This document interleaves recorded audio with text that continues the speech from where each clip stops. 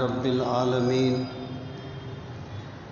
رب اشرح لی صدری ویسر لی امری واحلل عقدۃ من لسانی یفقہوا قولی اللہم ارنا الحق حقا وارزقنا اتباعہ وَأَرِنَا الْبَاطِلَ بَاطِلًا وَارْزُقْنَا اجْتِنَابَهُ اللہم أرنا الأشیاء كما هي إن اللہ وملائکتہ یصلون علی النبی یا ایہا الذین آمنوا صلوا علیہ وسلموا تسلیما اللہم صل وسلم علی سیدنا و مولانا محمد وعلى آل وأصحاب سيدنا ومولانا محمد وبارك وسلم وصل عليه الصلاة والسلام عليك يا رسول الله وعلى آلك وأصحابك يا حبيب الله الصلاة والسلام عليك يا شفيع المذنبين وعلى آلك وأصحابك يا رحمة للعالمين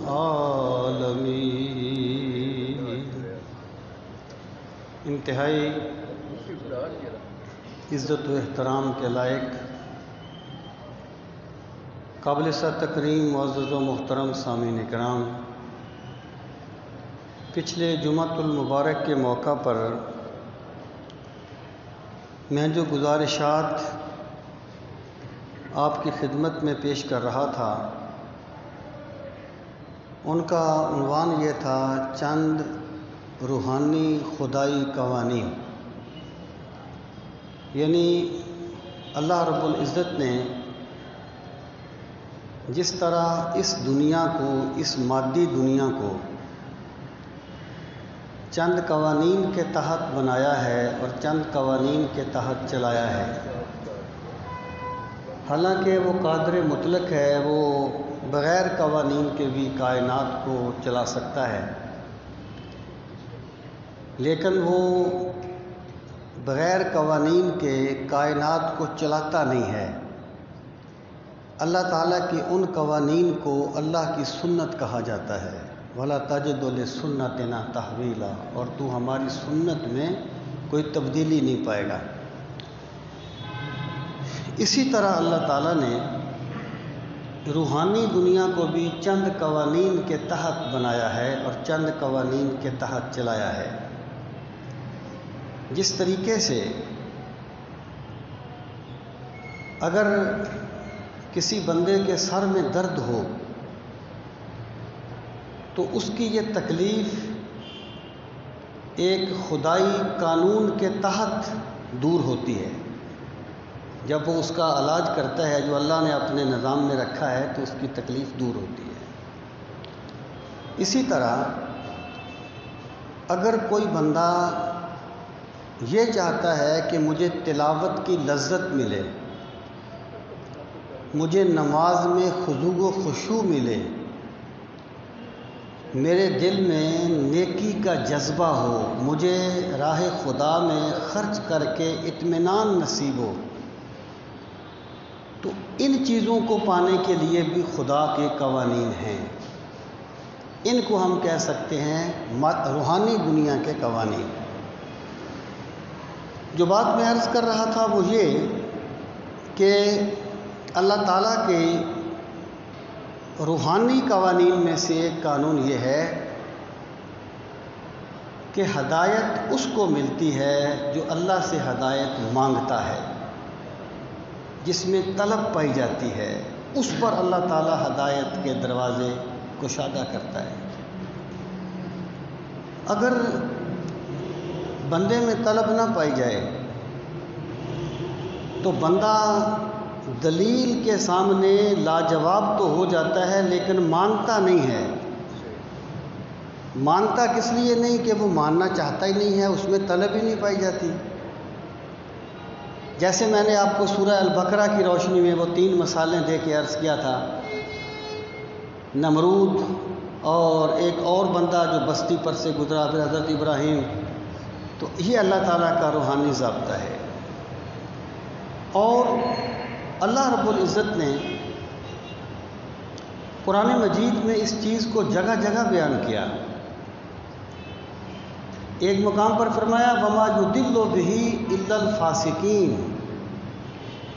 کہ قرآن مجید کے ساتھ اللہ تعالیٰ نافرمانوں کو گمراہ کرتا ہے، یعنی ان کی جو نافرمانی ہے نا وہ گمراہی کا سبب بنتی ہے۔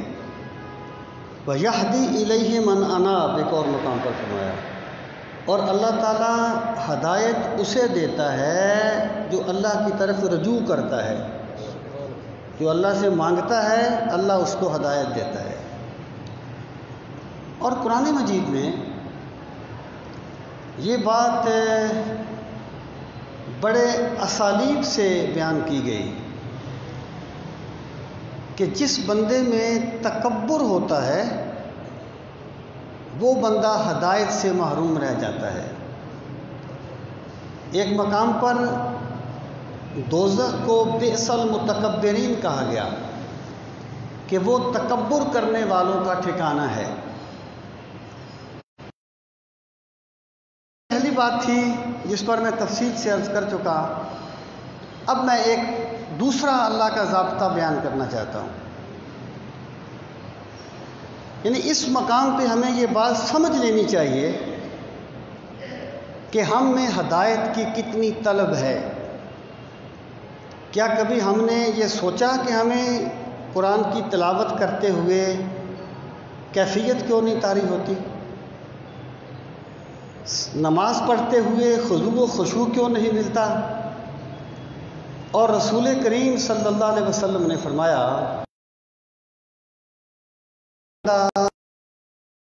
اپنا سر رکھتا ہے تو اس کا سر اللہ کے قدموں میں ہوتا ہے۔ کبھی ہم نے سوچا کہ یہ کیفیت ہم پہ کیوں طاری نہیں ہوتی؟ اور کبھی ہم نے اپنی اس کمی کو محسوس کیا کہ ہم میں یہ کمی ہے؟ کبھی ہم اس کے تدارک کے لیے کسی کے پاس گئے کہ ہمیں اس کا کوئی مداوع چاہیے؟ اگر بندے کی ساری کاوشیں مادی دنیا تک محدود ہو جائیں تو اس نے بندہ مومن ہونے کا ثبوت نہیں دیا۔ بندہ مومن وہ ہوتا ہے جو اس دنیا سے بھی اپنا حصہ وصول کرتا ہے لیکن اس کی ترجیح ہوتی ہے۔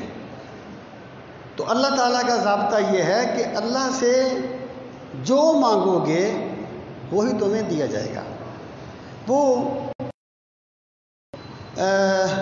میاں عبد الرشید صاحب نے ایک مرتبہ اپنے کالم میں لکھا تھا، وہ کہتے ہیں کہ لاہور میں ایک حکیم صاحب تھے، وہ کہتے تھے کہ میرے پاس جو بندہ کوئی درخواست لے کے آئے گا تو میں اس کی درخواست رسول کریم علیہ الصلوۃ والسلام تک پہنچا دوں گا۔ کہتے ہیں لوگ جاتے تھے، کوئی کہتا ہے جی وہ میرے بیٹے کو نوکری نہیں ملتی، کوئی کہتا ہے جی وہ فلاں رشتہ دار کا کاروبار بند ہو جانا چاہیے۔ جیسے لوگوں کی چھوٹی چھوٹی اور عجیب و غریب قسم کے مطالبات ہوتے ہیں، اس میں کوئی شک نہیں ہے کہ بندے کو سب کچھ کی فکر کرنی چاہیے اور سب کچھ بندے کو انتظام کرنا چاہیے، لیکن بندے کی حتمی ترجیح کیا ہونی چاہیے؟ تو میاں صاحب کہتے ہیں کہ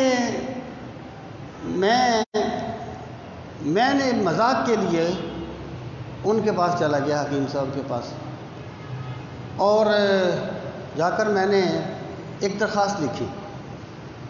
میں نے درخواست میں یہ لکھا کہ یا رسول اللہ صلی اللہ علیہ وسلم، مجھے اپنی محبت نصیب فرمائیے۔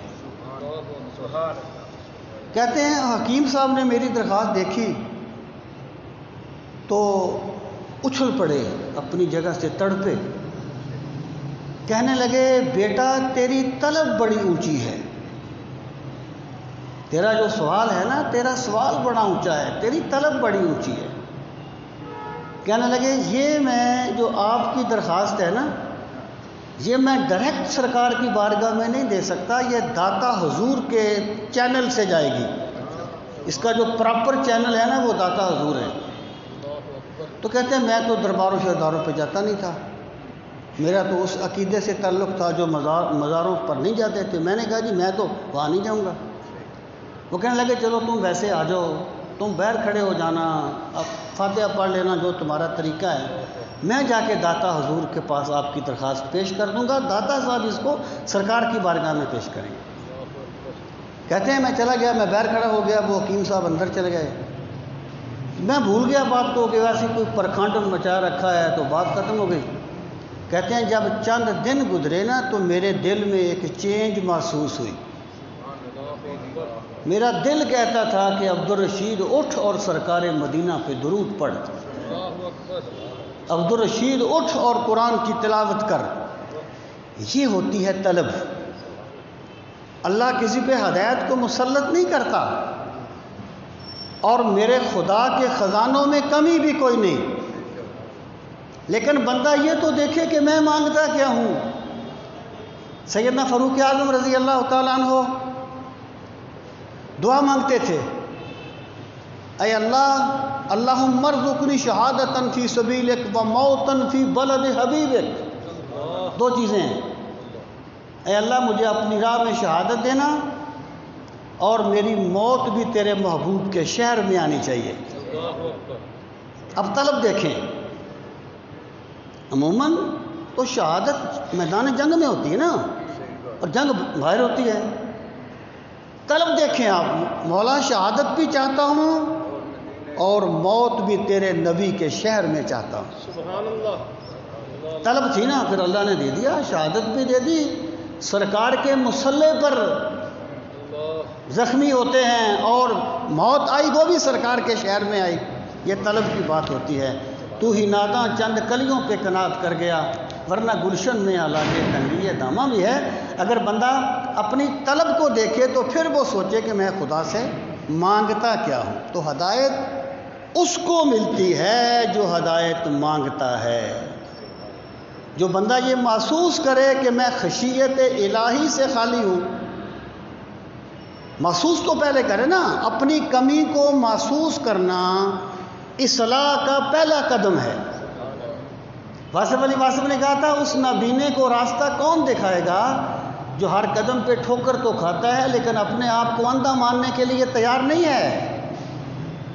جب ایک بندہ نماز کو اس کا جینا چاہے، تلاوت کو اس کا جینا چاہے، پوری زندگی دنیا مادی دنیا میں کولو کے بیل کی طرح جتا رہے، اور پھر وہ یہ کہے کہ میں بندہ مومن ہوں، اس کو چاہیے کہ وہ اپنے رویوں پر غور کرے۔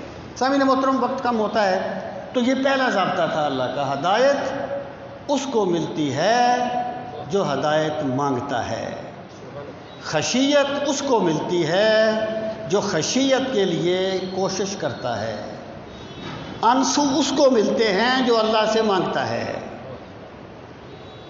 باقی اللہ کی بارگاہ میں وہ بڑے بڑے مسجع اور بڑے بڑے مکفہ جملے کام نہیں آتے۔ میرا خدا تو دل کی آواز کو سنتا ہے، وہ ٹوٹے ہوئے الفاظ ہوں، دل سے نکلیں تو اس کو سنتا ہے۔ سامعین محترم، دوسرا اللہ کا ضابطہ کیا ہے کہ یہاں پر ایک نیکی دوسری نیکی کا ذریعہ بنتی ہے۔ اور ایک گناہ دوسرے گناہ کا ذریعہ بنتا ہے۔ صوفیہ جو ہے نا، تصوف کا فیلڈ انسان کا قلب ہے۔ تصوف اخلاص سے بات کرتا ہے۔ صوفیہ کہتے ہیں جزاء السیئات سیئات مثلها وجزاء الحسنات حسنات مثلها۔ اللہ کا ضابطہ یہ ہے، ایک نیکی کرو گے اللہ اس کے صدقے میں تمہیں دوسری نیکی کی توفیق دے گا۔ بندہ ایک گناہ کرے گا، اس سزا کے طور پہ وہ ایک گناہ دوسرے گناہ کا ذریعہ بن جائے گا۔ اللہ کا ضابطہ یہ ہے کہ ایک نیکی دوسری نیکی کا ذریعہ بنتی ہے اور ایک گناہ دوسرے گناہ کا ذریعہ بنتا ہے۔ اگر ایک بندہ گناہ کرنے کے بعد توبہ کر لے، اپنی اس غلطی پر اللہ سے معافی مانگ لے اور حتی الامکان اس کا تدارک کر لے تو اللہ اس کو معاف کر دیتا ہے، ورنہ ایک گناہ دوسرے گناہ کا ذریعہ بن جاتا ہے، ایک نیکی دوسری نیکی کا ذریعہ بن جاتی ہے۔ سامعین محترم، اس کائنات میں اتفاق نام کی کوئی چیز نہیں ہے، اتفاق نام کی کوئی چیز نہیں ہے کہ اتفاقاً ایسا ہو گیا، اتفاقاً اس کا بیٹا بڑا لائق نکلا، اتفاقاً اس کا بھائی بڑا لائق نکلا، اتفاقاً مجھے اللہ کا بندہ مل گیا۔ اتفاقاً نہیں ہوتا، یہ سب کچھ میرے رب کا ضابطہ ہوتا ہے، یہ سب کچھ میرے رب کا قانون ہوتا ہے۔ وقت کرتا ہے پرورش برسوں، حادثہ ایک دم نہیں ہوتا، یہاں کچھ بھی اتفاقاً نہیں ہوتا۔ ایک بندے نے اگر ایک نیکی کی ہے تو اللہ تعالیٰ اس کے لیے دوسری نیکی کا دروازہ کھولتا ہے، یہ میرے رب کا ضابطہ ہے۔ اور یہاں پر دیکھیں وہ کیا ہے کہ یعنی جو جرم کی سزا ہے، عدل و انصاف فقط حشر پہ موقوف نہیں، زندگی بھی تو گناہوں کی سزا دیتی ہے۔ جو بندے کو اللہ کا عدل قائم ہوگا نا، اس کی حتمی شکل تو قیامت میں ہوگی، لیکن سلسلہ اسی جہان سے شروع ہو جاتا ہے۔ یہی بہشت بھی ہے، حور و جبریل بھی ہیں، تیری نگاہ میں ابھی طاقت نظارہ نہیں۔ بندہ اس کی تعویلیں کر دیتا ہے، اس بات کو سمجھنے کی کوشش نہیں کرتا۔ اور اس دنیا میں اللہ تعالیٰ کا ضابطہ یہ نہیں ہے کہ بندے نے ایک گناہ کیا اس کو ایک کینکری آ کے لگ جائے، بندے نے ایک گناہ کیا اس کی انگلی میں درد ہو جائے۔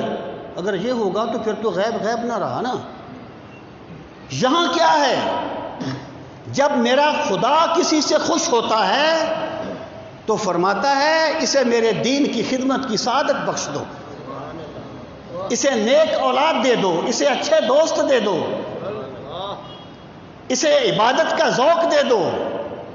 اور جب خدا کسی سے ناراض ہوتا ہے تو اس کی گرفت آتی ہے، وہ دوستوں کی شکل میں بھی آ سکتی ہے، وہ کسی بھی شکل میں آ سکتی ہے، بندہ اس چیز کو سمجھتا نہیں ہے۔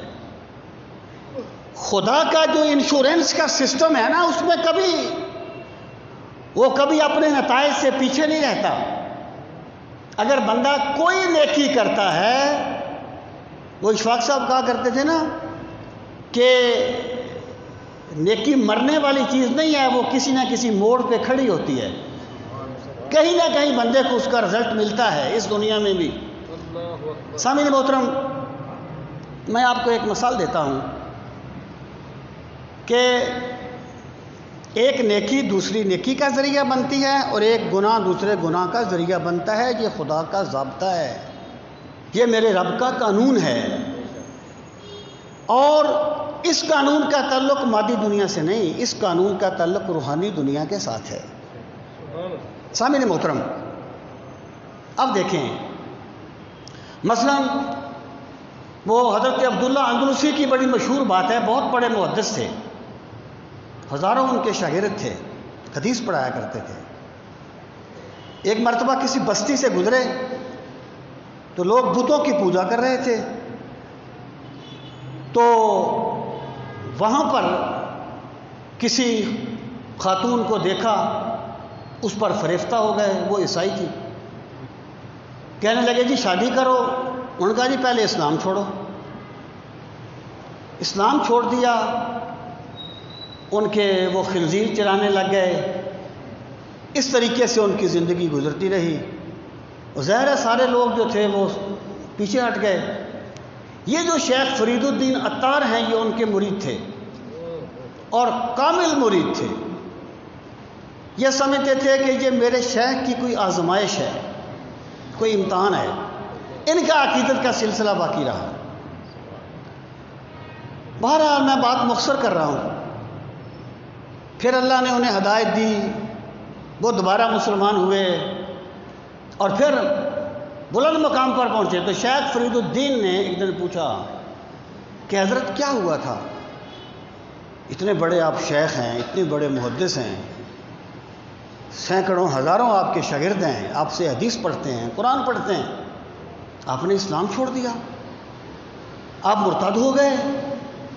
فرمانے لگے میں بستی سے گزر رہا تھا اور میں نے دیکھا کہ لوگ بتوں کی عبادت کر رہے ہیں۔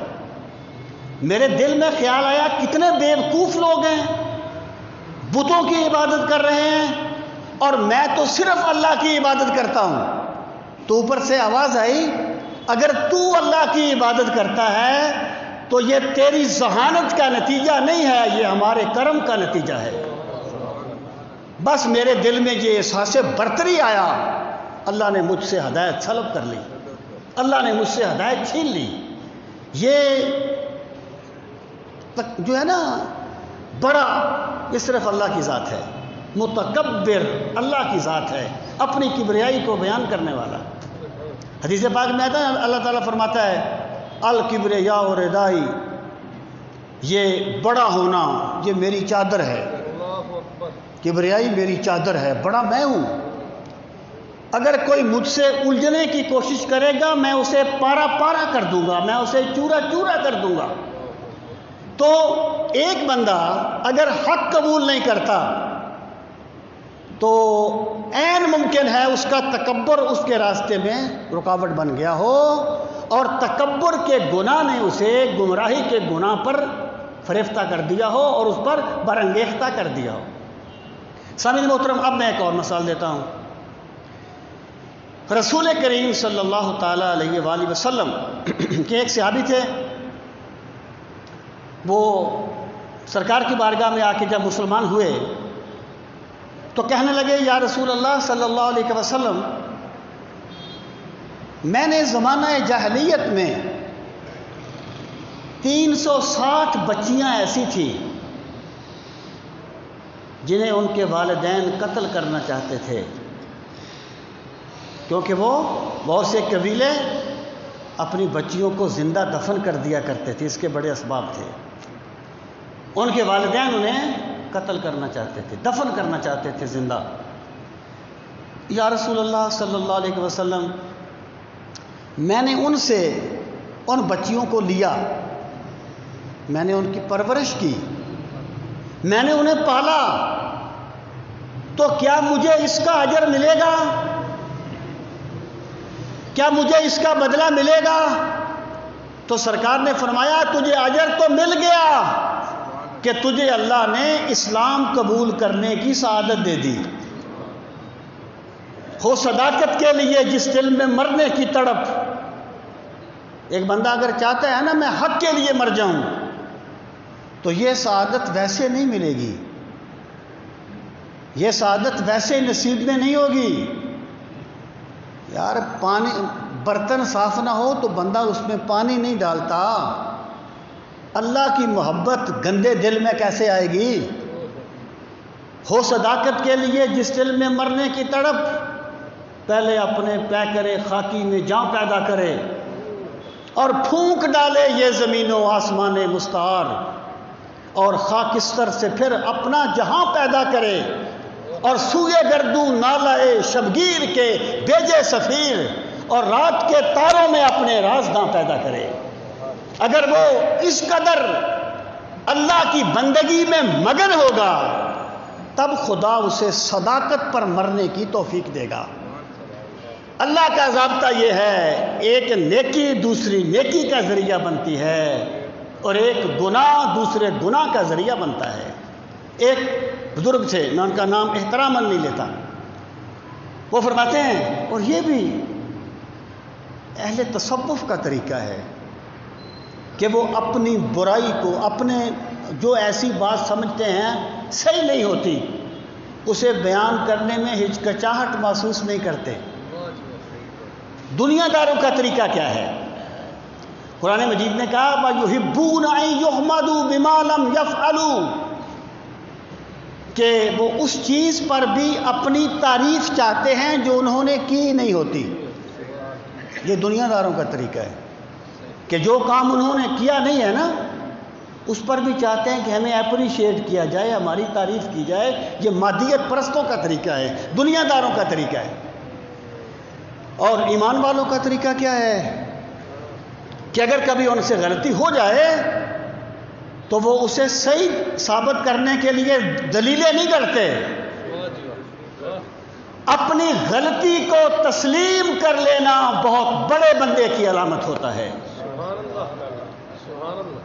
اشفاق صاحب کہتے تھے دوسروں میں کوئی عیب دیکھو تو اسے اپنی ذات میں تلاش کرو، اگر آپ کی ذات میں پایا جائے تو اسے دور کر دو۔ صوفیہ اسے تلاوت الوجود کہتے ہیں، اپنے وجود کی تلاوت کرنا۔ تو میں یہ عرض کر رہا تھا کہ اگر بندے سے غلطی ہو جائے تو ایمان والے اسے درست ثابت کرنے کے چکر میں نہیں پڑتے، بلکہ وہ اس پر اللہ سے معافی مانگتے ہیں، اس کا اظہار کرتے ہیں کہ مجھ سے یہ غلطی ہو گئی تھی، اس سے میں مرتی ہے بندے کی، اس سے انا مرتی ہے بندے کی۔ آپ نے نہیں دیکھا حضرت معاذ رضی اللہ تعالیٰ عنہ سے جب ایک غلطی ہو گئی تو وہ خود آئے تھے سرکار کی بارگاہ میں، انہوں نے خود کہا تھا یا رسول اللہ صلی اللہ علیہ وسلم مجھے پاک کیجئے، مجھ سے غلطی ہو گئی۔ اس طرح نہیں کرتے تھے کہ اپنے آپ کو، اپنی اس چیز کو چھپا لیتے تھے اور اس کو درست چکر میں پڑ جاتے تھے۔ یہ ایمان والوں کی علامت نہیں ہے۔ تو وہ بزرگ کہتے ہیں کہ میں بیٹھا ہوا تھا دریا کے کنارے، میں نے دیکھا دور ایک آدمی ہے، ایک خاتون ہے اس کے ساتھ، آدمی کے پاس ایک بوتل ہے، وہ بوتل سے اس خاتون کو کوئی چیز پلا رہا ہے۔ کہتے ہیں میں نے سوچا یہ کوئی ڈال کے لایا، پھر گیا، پھر 2-3 کو نکال کے لایا، مجھے کہتا ہے تم بھی تو کسی کو بچاؤ، تم بھی تو کسی کی جان بچاؤ، یہ تو سوچتے رہتے ہو کہ بندہ کسی کو شراب پلا رہا ہے، یہ تو سوچتے ہو اس کے ساتھ کوئی غیر محرم ہے۔ کہنے لگا یہ میری والدہ ہے، یہ بیمار ہے، میں اس کو پانی پلا رہا ہوں، تم میرے بارے میں یہ تو سوچتے ہو کہ غیر محرم کے ساتھ ہے، شراب پلا رہا ہے، لیکن اللہ کے بندوں کو بچانے کے لیے دریا میں کودتے نہیں ہو۔ وہ شیخ فرماتے ہیں کہ یہ میں نے بدگمانی کی، اور بدگمانی تو اللہ معافی دے بس ایک کلچر بن گیا ہے آج کل۔ میں نے اس کے بارے میں بدگمانی کی اور 40 دن تک مجھے تہجد کی نماز کے لیے جاگ نہیں آئی، میں باقاعدہ تہجد پڑھا کرتا تھا، 40 دن تک نہیں پڑھ سکا۔ بدگمانی بھی سجدوں سے محروم کر دیتی ہے، یہ میرے خدا کا قانون ہے، یہ میرے رب کا ضابطہ ہے۔ سامعین محترم، کسی صوفی کے پاس کوئی بندہ گیا، کہنے لگا حضرت میں چاہتا ہوں کہ میں تہجد کی نماز پڑھا کروں، مجھے جاگ نہیں آتی۔ اچھا ایک بات ویسے میں عرض کروں کہ یہ جو ہم کسی چیز میں ہم سے تساہل ہو جاتا ہے نا، سستی ہو جاتی ہے، تساہل ہو جاتا ہے، یہ دراصل یقین کی کمی کا نتیجہ ہوتا ہے، یہ کسی چیز کو اہمیت نہ دینے کا نتیجہ ہوتا ہے۔ بہرحال وہ کہتے ہیں میں چاہتا ہوں کہ میں تہجد کی نماز پڑھوں، لیکن مجھے جاگ نہیں آتی، میں پڑھ نہیں سکتا۔ ایسے بندے بھی تو چاہیے جو کسی سے کہیں کہ میں تہجد کی نماز پڑھنا چاہتا ہوں، پڑھ نہیں سکتا۔ یعنی اگر ایک بندے کے پاس اپنے شیخ کے پاس جانا ہے اور جانا یا فارمیلٹی کے لیے ہے یا کاروبار کے لیے دعا کروانے کے لیے جانا ہے، تو پھر بندہ یہ سوچ تو لے کہ محبت الہی میرے شیڈول میں ہے کتنی، میرے شیڈول میں ہے، اس کا دخل کتنا ہے۔ تو انہوں نے کہا کہ میں چاہتا ہوں کہ تہجد پڑھوں لیکن مجھے جاگ نہیں آتی۔ فرمانے لگے بیٹا تو پورا دن تو لوگوں کی غیبت کرے، پورا دن تو لوگوں کی چغلی کرے، اور پھر یہ چاہے کہ اللہ تجھے تہجد کی توفیق دے دے، یہ خدا کے نظام میں ایسا ہوتا نہیں ہے، اللہ کے قانون میں ایسا ہوتا نہیں ہے۔ تو اگر کسی بندے کو عبادت کے خیال سے محروم کر دیا گیا ہے تو اسے سوچنا چاہیے کہ میرا کون سا گناہ ہے جو خدا مجھ سے ناراض ہو گیا ہے۔ سامعین محترم، یہ اللہ کا ضابطہ ہے، جزاء السیئۃ سیئۃ وجزاء الحسنۃ حسنۃ مثلھا، کہ ایک نیکی کرو گے دوسری نیکی کا دروازہ کھلے گا، ایک برائی کرو گے دوسری برائی کا دروازہ کھل جائے گا۔ دیکھیں رسول کریم صلی اللہ تعالیٰ علیہ وآلہ وسلم کا لوگوں نے انکار کیا۔ اگر کسی بندے نے زمانہ جاہلیت میں بھی رسول کریم علیہ الصلوۃ والسلام کے ساتھ وفاداری کا ثبوت دیا، میرے رب نے اسے ایمان سے محروم نہیں رکھا۔ اللہ اکبر، سبحان اللہ۔ لیکن جو بندہ ضد میں آ گیا، ضد میں، اسے اللہ نے ہدایت نہیں دی۔ ہم صحیح بخاری پڑھ رہے تھے، عبداللہ بن ابی کی اس کے مرنے والی وہ حدیث آئی کہ عبداللہ بن ابی جس کی زندگی رئیس المنافقین ہے، معاف کیجیے گا، ہاں عبداللہ بن ابی رئیس المنافقین، جب ہر موقع پہ اس نے اسلام کے خلاف سازش کی، ہر موقع پہ ڈنگ مارا، غزوہ بدر کے لیے گیا، اپنے 300 بندے واپس لے کے آ گیا، اور کیا کیا اس نے باتیں نہیں کی۔ جب وہ مرنے لگا نا، کہنے لگا میرا جنازہ محمد الرسول اللہ پڑھائے صلی اللہ علیہ وسلم، میرا جنازہ حضور پڑھائیں۔ تو میں نے سوال کیا کہ حضرت جب اس کو سمجھ آ گئی تھی کہ اس دنیا میں تو جو ہو گیا سو ہو گیا، اس دنیا میں محمد عربی کے بغیر گزارا نہیں ہے، تو ابھی اس پہ سکرات موت تو طاری نہیں ہوئے تھے نا، تو وہ کلمہ پڑھ لیتا، مسلمان ہو جاتا۔ اس نے ایسا کیوں نہیں کیا؟ تو شیخ نے فرمایا کہ جو بندے رسول کریم علیہ الصلوۃ والسلام کے ساتھ ضد کا مظاہرہ کرتے تھے، انا پرستی کا مظاہرہ کرتے تھے، میرا رب نے ان پر ہدایت کے دروازے بند کر دیے تھے۔ یہ میرے رب کا ضابطہ ہے، جزاء السیئۃ سیئۃ وجزاء الحسنۃ حسنۃ، نیکی کرو گے دوسری نیکی کی توفیق ملے گی، برائی کرے گا بندہ، ایک گناہ کرے گا دوسرے گناہ کا دروازہ کھل جائے گا۔ سامعین محترم، میں یہ کہتا ہوں، دیکھیں جب اللہ تعالیٰ بندے سے ناراض ہوتا ہے نا تو وہ اپنی یاد کی توفیق سلب کر لیتا ہے۔ محبت کے لیے کچھ دل مخصوص ہوتے ہیں، یہ وہ نغمہ ہے جو ہر ساز پہ گایا نہیں جاتا۔ اللہ کی محبت، وہ جو تھے نا، یہ جو منافقین تھے جو غزوہ تبوک میں نہیں گئے تھے، قرآن مجید میں ان کے بارے میں فرمایا گیا فرح المخلفون بمقعدہم خلاف رسول اللہ۔ مخلفون نہیں کہا، مخلف پیچھے رہ جانے والا، لام پر زیر ہو نا، اس میں فاعل ہے، اس کا معنی ہے پیچھے رہ جانے والا، اور اگر مخلف ہو لام کی زبر کے ساتھ اس کا مطلب ہے پیچھے چھوڑا گیا. مخلف ہو تو پیچھے رہ جانے والا. میں نہیں گیا، میں پیچھے رہ گیا، یہ مخلف ہے. پیچھے چھوڑ دیا گیا، لے جایا ہی نہیں گیا، وہ مخلف ہے. گویا اللہ پاک نے فرمایا فرح المخلفون، جو لوگ میرے نبی کی ہم رکابی میں نہیں گئے وہ یہ نہ سمجھے کہ ہم نہیں گئے، ان کی بدنیتی کے سبب انہیں اللہ نے جانے ہی نہیں دیا. سرکار کی معیت میں سفر کرنا ان بدنیتوں کی قسمت میں ہی نہیں لکھا میرے رب نے. یہ اللہ کا ضابطہ ہے کہ نیکی کیجئے،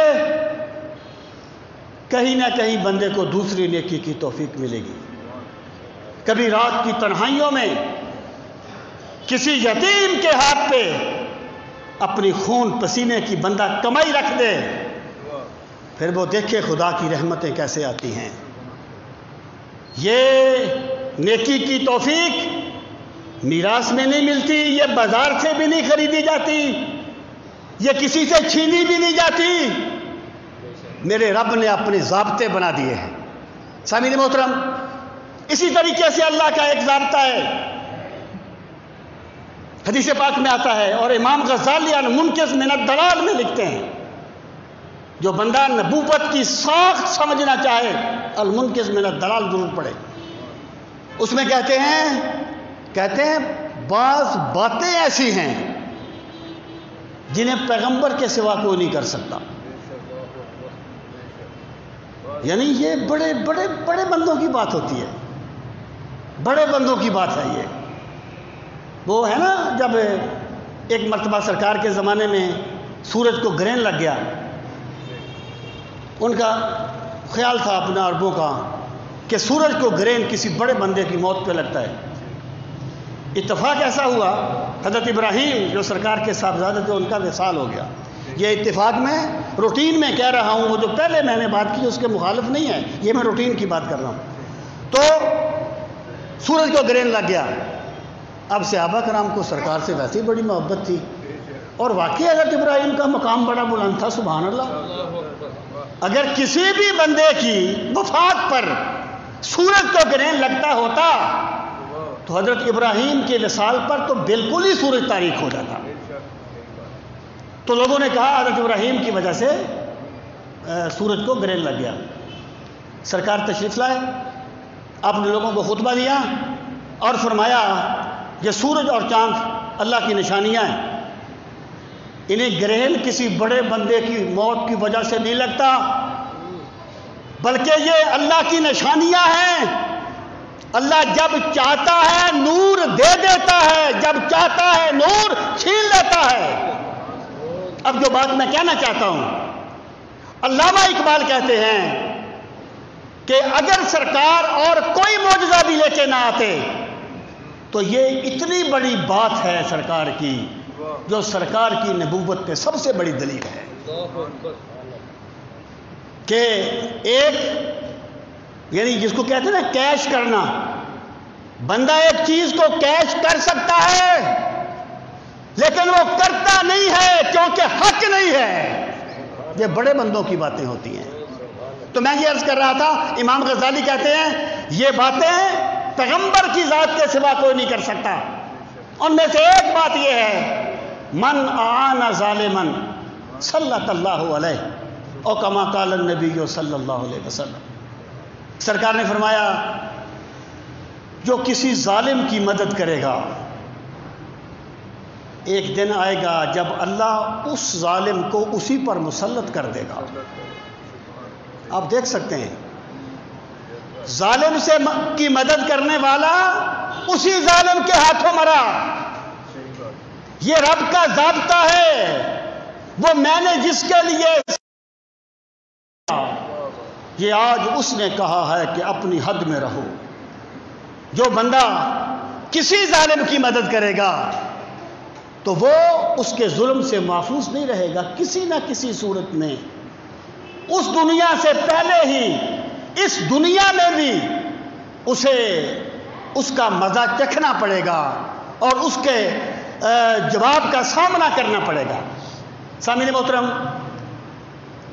رسول کریم صلی اللہ علیہ وسلم نے فرمایا یہ بھی اللہ کا ایک ضابطہ ہے، جو بندہ یہ چاہتا ہے کہ میری عمر میں برکت ہو، میرے رزق میں برکت ہو، فَلْيَصِلْ رَحِمَهُ، اسے چاہیے کہ صلہ رحمی کیا کرے، سبحان اللہ، سبحان اللہ، سبحان اللہ۔ تعلق توڑنے والے سے تعلق جوڑے، یہ راستہ ہے اپنے رزق میں برکت کا، یہ راستہ ہے عمر میں برکت کا۔ اور رسول کریم علیہ السلام نے فرمایا گناہوں کی سزا اللہ قیامت پہ مؤخر کر دیتا ہے، لیکن کچھ گناہ ایسے ہیں جن کی سزا اس دنیا میں ملتی ہے آخرت سے پہلے۔ ان میں سے ایک والدین کی نافرمانی کرنا ہے۔ والدین کو دکھ دینے والا کبھی سکھ کی نیند نہیں سوئے گا۔ یہ میرے خدا کا ضابطہ ہے، یہ میرے رب کا قانون ہے۔ اور سامعین محترم، اللہ کی بہت بڑی ایک نعمت ہے جس کو کہتے ہیں رقت قلبی، دل کی نرمی، ڈرامائی انداز میں نہیں، خشیت الہی سے، دل کی نرمی، یہ میرے رب کی بہت بڑی نعمت ہے۔ ایک روایت میں آتا ہے کہ بنی اسرائیل میں ایک بندہ تھا، وہ کہتا مولا میں بڑے گناہ کرتا ہوں، تو مجھے سزا کیوں نہیں دیتا؟ اس کا خیال یہی ہوگا کہ سزا یہی ہے کہ میری ٹانگیں توڑ دی جائیں، مجھے کسی بیماری میں مبتلا کر دیا جائے، گناہوں کے بدلے میں سزا یہی ہے۔ وہ کہتا مولا میں گناہ کرتا ہوں، تو مجھے سزا کیوں نہیں دیتا؟ اللہ پاک نے اس زمانے کے پیغمبر کو فرمایا اس کو بتا دے اِنَّ قَسَاوَةَ قَلْبِكَ وَسَكُوتَ عَيْنَيْكَ استدراج منی وعقوبۃ لو عقلت، اس کو بتا دو کہ اگر تو سمجھے نا ہم تجھے سزا دے چکے ہیں،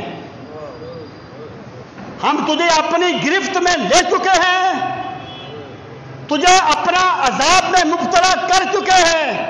وہ عذاب کیا ہے؟ اِنَّ قَسَاوَةَ قَلْبِكَ، ہم نے تیرے دل کو سخت کر دیا ہے، وَسَكُوتَ عَيْنَيْكَ، ہم نے تیری آنکھوں کو خشک کر دیا ہے۔ کسی اپنے گناہوں کو یاد کر کے تجھے کبھی رقت قلبی نہیں ملی،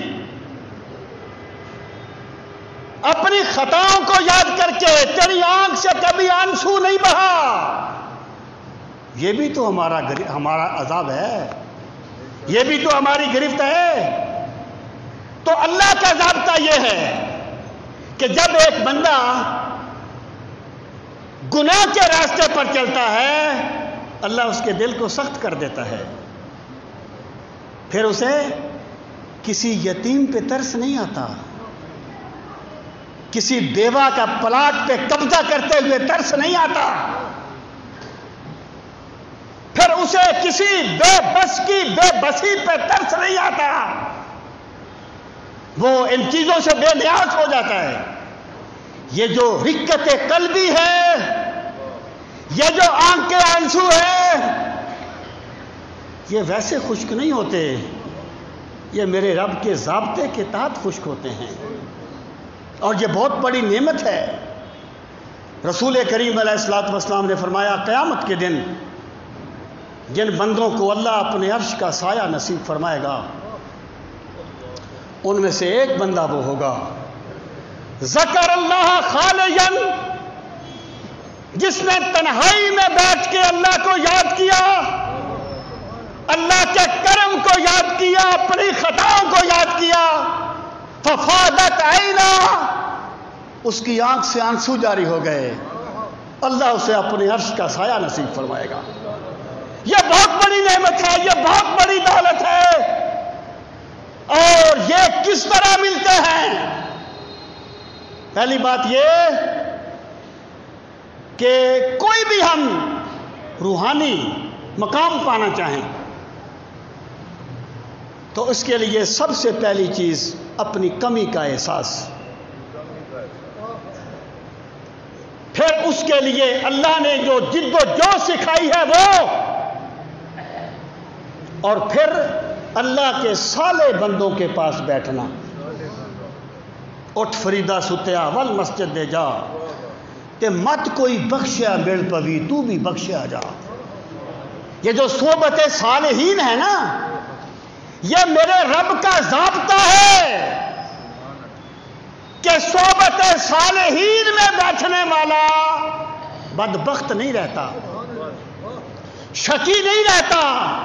یہ میرا رب اپنے محبوبوں کی لاج رکھتا ہے کہ جو میرے پاک بندوں کے پاس بیٹھ گیا ہے ہم اسے بھی سعادت مند کر دیں گے. یہ بھی خدا کا ضابطہ ہے. یہ جو رکت قلبی ہے یہ کیسے ملتی ہے؟ ایک صحابی سرکار کی بارگاہ میں آئے، کہنے لگے یا رسول اللہ صلی اللہ علیہ وسلم، میرا دل بڑا سخت ہے، میرا دل بڑا سخت ہے. یعنی دل کی سختی سے کیا مراد ہے؟ رکت قلبی نہیں ہے، آنکھوں سے آنسو نہیں آتے، دل میں سختی آ گئی ہے. پہلی بات تو یہ ہے، وہ پیر صاحب تھے گمگوڑ شریف کے، اللہ کے درجات بلند فرمائے، وہ میرا دوست مجھے بتا رہا تھا، کہتے تھے میں ان کے پاس بیٹھا ہوا تھا، بہت سے لوگ گئے ہوئے تھے، ایک سیاسی صاحب بھی گئے ہوئے تھے جو کہ وزارت لینا چاہتے تھے. کہنے لگے کہ جتنے لوگ یہاں بیٹھے ہیں یہ اللہ کے لیے نہیں آئے، کوئی اپنے کاروبار کے لیے آیا ہے، کوئی بیٹے کی شادی کے لیے آیا ہے، اور کوئی وزارت لینے کے لیے آیا ہے. اللہ کے لیے کوئی نہیں آیا. جب کوئی بندہ کسی کے پاس اللہ کے لیے جاتا ہے تو پھر میرا رب اس کی جولی بھر دیتا ہے. ہمیں دیکھنا تو چاہیے ہماری زندگی میں کتنا وقت ہے اللہ والوں کے پاس بیٹھنے کے لیے. ہم نے کچھ منٹ بھی نکالے ہیں کبھی اللہ والوں کے پاس بیٹھنے کے لیے؟ یہ جو رکت قلبی ہے یہ صحبت صالحین سے بھی ملتی ہے. اور جب سرکار کی بارگاہ میں اس صحابی نے عرض کیا، اور صحابہ کی یہ بھی ایک ان کا کمال ہے، وہ بڑے بڑے دعوے نہیں کرتے تھے. ہم تو قسمیں کھا جاتے ہیں نا، جان قربان ہے، مال قربان ہے، تن من دن سب کچھ قربان ہے، لیکن نیند کا جھونکا نہیں ہم نے چھوڑنا اللہ کو راضی کرنے کے لیے. ذرا سا ذوق ہم نے قربان نہیں کرنا، تن من دھن جان سب کچھ قربان ہے. یہ صحابہ دعوے نہیں کرتے تھے، صحابہ عمل کرتے تھے. شاہ ولی اللہ کہتے ہیں بہترین لوگ تھے صحابہ جو سب سے کم سوال کرتے تھے اور سب سے زیادہ عمل کرتے تھے. سامعین محترم، تو صحابی نے کہا یا رسول اللہ صلی اللہ علیہ وسلم میرا دل سخت ہو گیا ہے. آپ نے فرمایا شفقت کے ساتھ کسی یتیم کے سر پہ ہاتھ پھیرا کر، یتیم سے نفرت نہ کیا کر، اللہ ناراض ہو جائے گا. یتیم کو حقارت سے نہ دیکھنا، لٹ جائے گا. یتیم کے سر پہ شفقت سے ہاتھ پھیرا کر، اللہ تیرے دل کو نرمی عطا فرمائے گا، اللہ تجھے رکت قلبی عطا فرمائے گا. بے بسوں کے ساتھ نرمی کا سلوک کرنا دل کو نرم کر دیتا ہے. یہ میرے خدا کا ضابطہ ہے، یہ میرے رب کا روحانی قانون ہے. سامعین محترم، آخری بات کر رہا ہوں روحانی قوانین میں. ایک آخری بات یہ ہے جو میں عرض کرنا چاہتا ہوں، ورنہ تو بہت سی باتیں اور بھی ہیں، یہ کہ اللہ کا قانون یہ ہے کہ ایک بندہ مخلوق کے ساتھ جیسا معاملہ کرے گا اللہ بھی اس کے ساتھ ویسا ہی معاملہ کرے گا. یعنی کسی کی پگڑی اچھالنے والا یہ مت سمجھے کہ میری پگڑی محفوظ ہے. اگر تیرے پاس طاقت ہے تو کسی کے پاس تجھ سے زیادہ طاقت ہے. اگر تو بگڑا ہوا ہے تو کوئی تجھ سے زیادہ بگڑا ہوا ہوگا. کرتی ہے ملوکیت آثار جنو پیدا، اللہ کے نشتر ہے تیمور ہو یا چنگیز. یہ سب میرے خدا کا ایک نظام ہے. تو اللہ کے بندوں کے ساتھ جیسا سلوک بندہ کرے اللہ اس کے ساتھ ویسا ہی معاملہ کرتا ہے۔ سرکار نے فرمایا من ستر مسلمن سترہ اللہ یوم القیامہ، جو کسی مسلمان کی پردہ پوشی کرے گا اللہ اس کی پردہ پوشی کرے گا، اللہ اس کی پردہ پوشی کرے گا۔ اور پھر فرمایا من کانا فی حاجت اخیہ کان اللہ فی حاجتہ، جو اپنے بھائی کی کوئی ضرورت پوری کرنے میں مشغول ہوتا ہے اللہ اس کی مشکلیں دور کرتا رہتا ہے۔ دوسروں کو مشکل میں ڈالنے والا اپنے لیے آسانی کی امید نہ رکھے، یہ دنیا ویسے نہیں چلتی، اس کو میرا خدا چلا رہا ہے۔ من کان فی حاجت اخیہ کان اللہ فی حاجتہ، جو اپنے بھائی کی مشکل حل کرتا ہے اللہ اس کی مصیبتیں دور کرتا ہے۔ اور اللہ کا ضابطہ یہ ہے، بندہ اللہ سے اپنے لیے جس سلوک کی توقع کرتا ہے اسے چاہیے کہ وہ اللہ کے بندوں کے ساتھ ویسا ہی معاملہ کرے۔ اگر بندہ یہ چاہتا ہے کہ اللہ میرے گناہ معاف کر دے تو اسے چاہیے کہ وہ بندوں کی غلطیاں معاف کر دیا کرے۔ وہ حدیث پاک میں آتا ہے نا، ایک تاجر تھا، وہ لوگوں کو قرضے دیا کرتا تھا، اور جب کسی کو دیکھتا نا کہ غریب ہے ادا نہیں کر سکتا تو اپنے کارندوں کو کہتا اسے ذرا مہلت دے دو، شاید میرا خدا مجھے مہلت دے دے۔ مرنے کے بعد اللہ کی بارگاہ میں پہنچا، پوچھا کیا لے کے آئے ہو؟ کہنے لگا اللہ میں تیرے بندوں پہ نرمی کیا کرتا تھا۔ اللہ پاک نے فرمایا جا ہم تجھ پہ نرمی کرتے ہیں، ہم تجھے بخش دیتے ہیں۔ بھائی اگر کوئی چاہتا ہے کہ میرے گھر کا چراغ جلتا رہے تو اسے دوسرے کے گھر کا چراغ گل نہیں کرنا چاہیے۔ واصف علی واصف نے کہا تھا کہ کسی کا سکون برباد کرنے والا کبھی سکون کی نیند نہیں سو سکتا۔ میں یہ عرض کروں گا کہ کسی کے بارے میں برا سوچنے والا کبھی وقار کی زندگی کے ساتھ جی نہیں سکتا۔ یہ میرے خدا کا ضابطہ ہے، یہ میرے رب کے قوانین ہیں۔ اللہ تعالی ہم سب کو دین کا فہم صحیح نصیب فرمائے۔ وما علینا الا البلاغ المبین۔